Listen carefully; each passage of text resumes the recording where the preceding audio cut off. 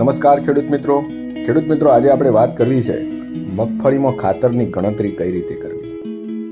એ પહેલા ખેડૂત મિત્રો, ખેતીલક્ષી ઉપયોગી અને સચોટ માહિતી માટે આ ચેનલને સબસ્ક્રાઇબ કરી લો, આ વિડીયોને તમે લાઈક કરી લો અને આ વિડીયો બીજા ખેડૂત ભાઈઓને પણ મોકલો। ખેડૂત મિત્રો, મગફળીના પાકને 12.5 કિલો નાઇટ્રોજન તત્વ, 25 કિલો ફોસ્ફરસ તત્વ અને 50 કિલો પોટેશિયમ તત્વ પ્રતિ હેક્ટર જરૂરિયાત રહે છે। ખેડૂત મિત્રો, હવે આપણે સૌપ્રથમ પહેલા નાઇટ્રોજન તત્વની ગણતરી કરીએ તો આગળ આપણે વાત કરી એ મુજબ મગફળીને 12.5 કિલોગ્રામ નાઇટ્રોજન તત્વની જરૂરિયાત રહે છે 1 હેક્ટર માટે। જો આપણા જોડે યુરિયા ખાતર હોય તો 100 કિલો યુરિયા ખાતરમાં 46 કિલો નાઇટ્રોજન તત્વ હોય।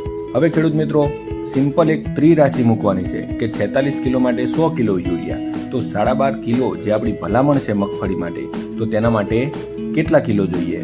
તો તેનો જવાબ આવશે 27 કિલો પ્રતિ હેક્ટર। એટલે કે આ પ્રમાણે તમે ત્રિરાશિ મૂકો તો તરત જ એનો જવાબ આવે।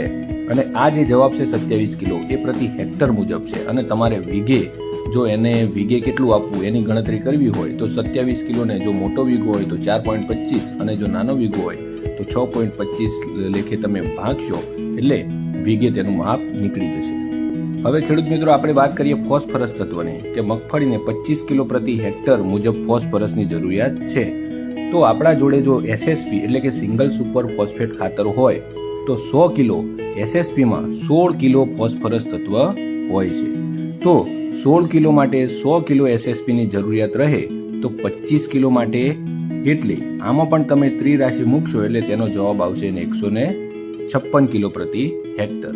આ હેક્ટરને તમે વીઘા પ્રમાણે નાનો અને મોટો 4.25 એટલે કે મોટો અને 6.25 એટલે કે નાના વીઘે તમે એને ભાગશો તો વીઘે પણ તેનું માપ નીકળી જશે।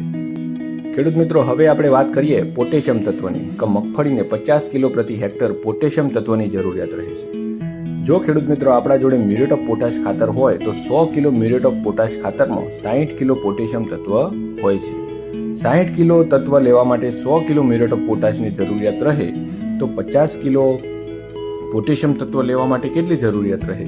તો આ પ્રમાણે તમે ત્રિરાશિ મૂકો તો તેનો જવાબ આવશે 83 કિલો પ્રતિ હેક્ટર। ખેડૂત મિત્રો, વીઘે માપ લેવા માટે તમે આ 83 કિલોને મોટા વીઘો એટલે કે 4.25 વડે ભાગો અને નાનો વીઘો એટલે કે 6.25 વડે તમે ભાગશો એટલે વીઘે આનું માપ નીકળી જશે।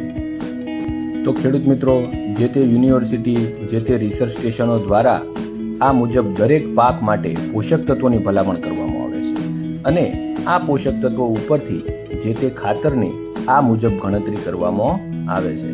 તો આ માહિતી ખેડૂત મિત્રો તમને સારી લાગી હોય તો આ વિડીયોને તમે લાઈક કરી લેજો અને આ ચેનલને સબસ્ક્રાઇબ જરૂર કરી લેજો।